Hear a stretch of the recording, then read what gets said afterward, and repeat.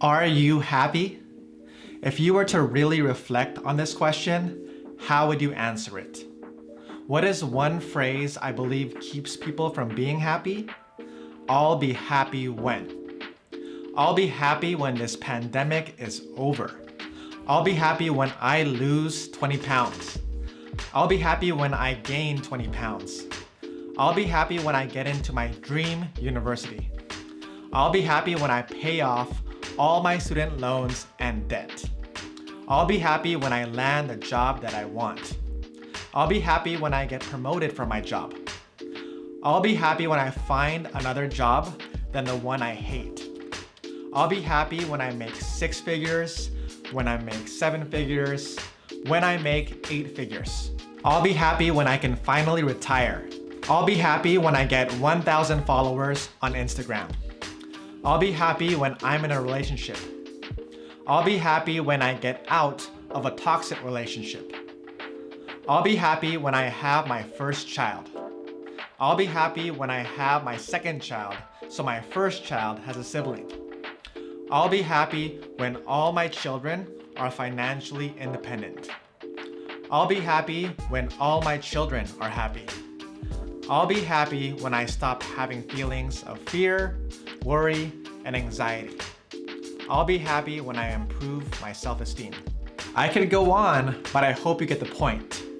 But have you ever had that feeling where you got what you thought you wanted to make you happy, only to later be unhappy once again, weeks or even days later? I see it with the students I work with who are professional worriers. It's their senior year and they are ecstatic that they got accepted into their dream university. However, some of them qualify their statement by being bummed they got waitlisted or denied from other schools. Yeah, I got into Berkeley, but can you believe UCLA rejected me? I'm sure we've all encountered people who find a way to worry, regardless of their circumstances. You compliment someone on their appearance, and they fire back with how much more progress they need to make. You congratulate someone on their dance, music, or sports performance, and they're quick to point out all the mistakes they made that you never noticed. On the other hand, you have instances of people who manage to be grateful, regardless of their circumstances. You see barefooted children in third world countries playing outside without a care in the world. Maybe it's because life is inherently simple for them, and they aren't brainwashed with ads and social media reminding them of what they don't have. In 2005, Michael Jordan reflects on his father's death and shows gratitude for the time he had with him. In 1993, Michael Jordan's father, James Jordan, his first coach and closest confidant, was robbed and murdered at random in North Carolina. His death must have been a terrible blow to you.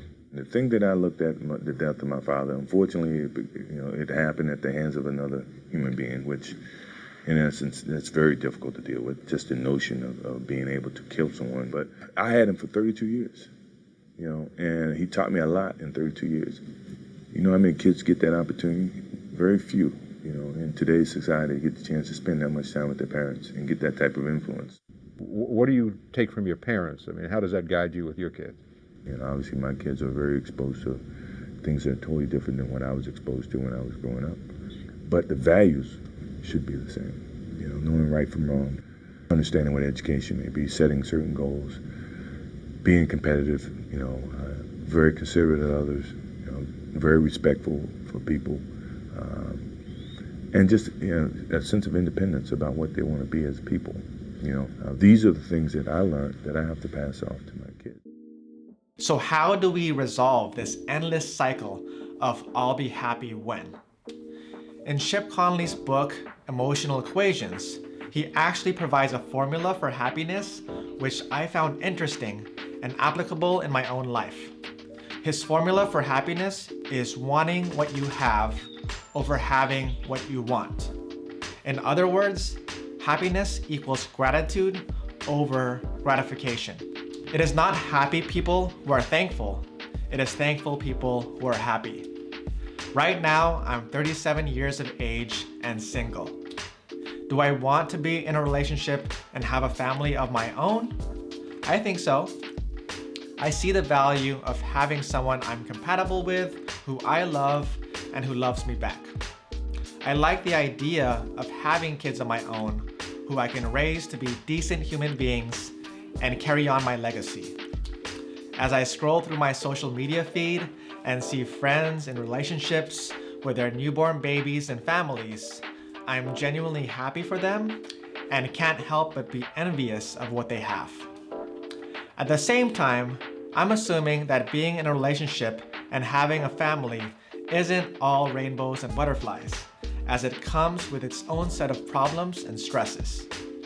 Some relish the alone time they get when their spouses are at work and their kids are at school.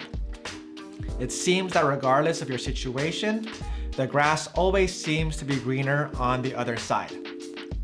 Although I'm alone, I'm not lonely. As a natural introvert, I value the freedom I have to work at my own pace and schedule and pursue meaningful projects without having to answer to anyone.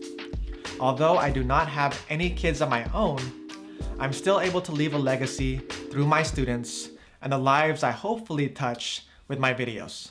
I have learned to free myself of the milestones I should achieve at certain points of my life and just be happy now.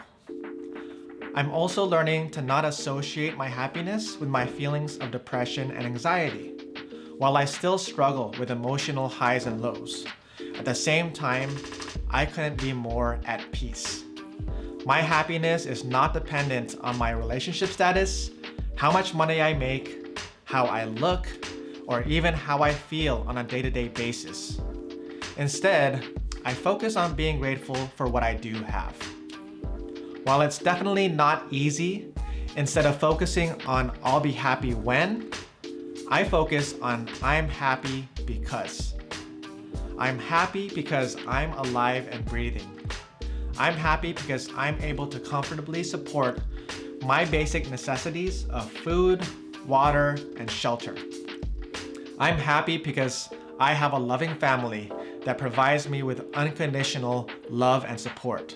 I'm happy because I had more time to reflect on my priorities within this pandemic. I'm happy because I have a job that I love. I'm happy because I have a job that allows me to do the activities that I love. I'm happy because I'm learning to better manage my emotions every day.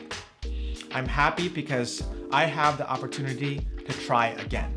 While I don't believe it's that simple, maybe a good starting point would consist of making sure your I'm happy because outweighs your I'll be happy when. The difficulty with doing this is that our species is hardwired towards negativity with what's called a negativity bias.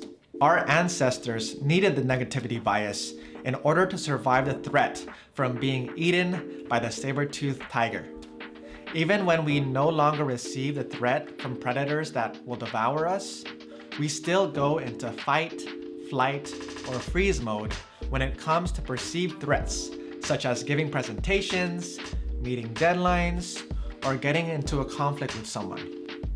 One way to reprogram your brain towards gratitude could be keeping a gratitude journal, where on a daily basis, you sit down and write down at least 3 things you're grateful for. It could be anything from what went well the day before, or as simple as the warm cup of coffee you're enjoying as you write in your journal. It can mean training your mind to focus on the present moment through meditation or yoga or exercise. With that said, should we just sit back and be grateful for what we have without striving for more? As someone who is ambitious and craves constant improvement, this doesn't necessarily work for me because I enjoy the process of learning, growing, and providing value to others. This brings me to the quote that has stuck with me from Robin Sharma: "It's okay to be content, but never satisfied." It's okay to be content that you're a mom while striving to be a better mom. It's okay to be content with the progress you've made with losing weight while striving to get to your ideal weight. It's okay to be content with running 5Ks with a goal of eventually running a half marathon. It's okay to be content with the business you were able to build while striving to make it more profitable. It's okay to be content with being alone while striving to find a romantic partner. To conclude, I leave you with this question. When will you decide to be happy? Peace.